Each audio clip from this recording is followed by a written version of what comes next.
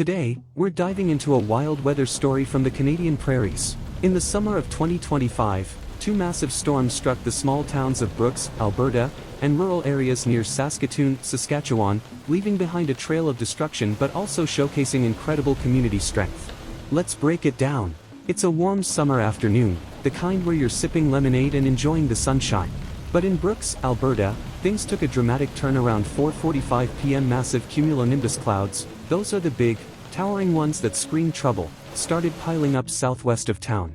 Within an hour, a monster hailstorm unleashed golf ball-sized ice chunks, hammering everything in sight. The day started innocently enough, 25 degrees Celsius, a bit humid, with gentle southwesterly winds. But by 2 p.m., weather radar picked up intense storm activity in southern Alberta. The upper atmosphere was freezing at -20 degrees Celsius, perfect for forming giant hailstones. A warning went out at 3:30 p.m., but many folks in Brooks didn't see it coming. Strong updrafts and thunderstorms lift ice particles up and down, layering them like an onion until they're too heavy and crash to the ground. And crash they did. Hailstones 4 to 6 centimeters wide rained down, sounding like gunfire. In just 20 minutes, emergency services got over 300 damage reports. Cars were totaled, windows smashed, bodies dented. Older homes took a beating, with roofs punctured and windows gone. Tragically, a 9-year-old kid was injured by a hailstone while playing outside and had to be rushed to the hospital. One resident, Linda, said it felt like the sky was hurling rocks. She and her family hid in their basement, listening to the chaos above. The numbers are staggering. Over 500 vehicles damaged, 120 homes hit, 8 minor injuries, and 2 serious ones. The early damage estimate, a whopping 12 million Canadian dollars. Farmers got hit hard too. Potato and tomato crops were obliterated, and a greenhouse lost its glass and valuable plants. But here's the thing about Brooks, they didn't give up.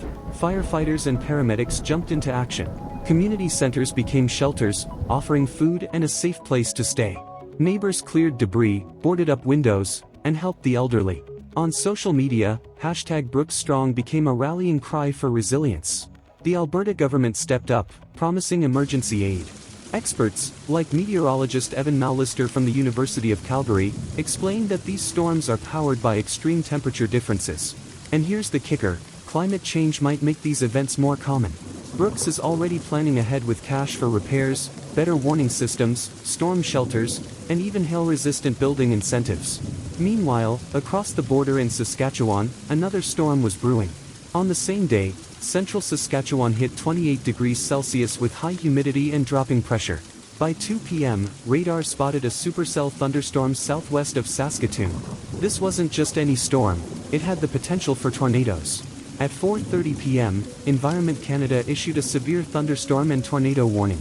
And sure enough, at 5:20 p.m., an EF2 tornado touched down south of Saskatoon, tearing northeast at 45 km per hour with winds up to 180 km per hour.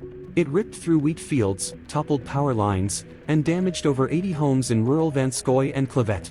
A local farmer, Thomas, described the sky turning a creepy grayish-green, followed by a roar like a freight train.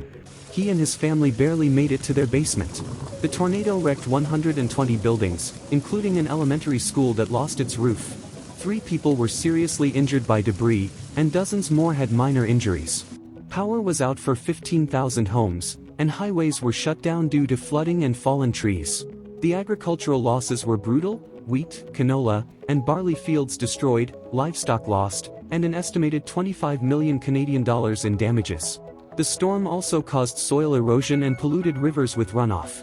Dr. Lean McGregor, a meteorologist from the University of Virginia, said these supercells form when hot, humid air meets a cold front, a recipe that's becoming more common with climate change. Saskatchewan's response was swift.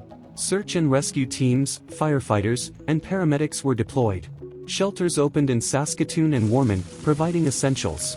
The Saskatchewan government vowed to prioritize safety and recovery, while communities rallied together, clearing debris and raising funds. One kid in a shelter drew a rainbow with the words, "We will be okay," and that sums up the spirit here.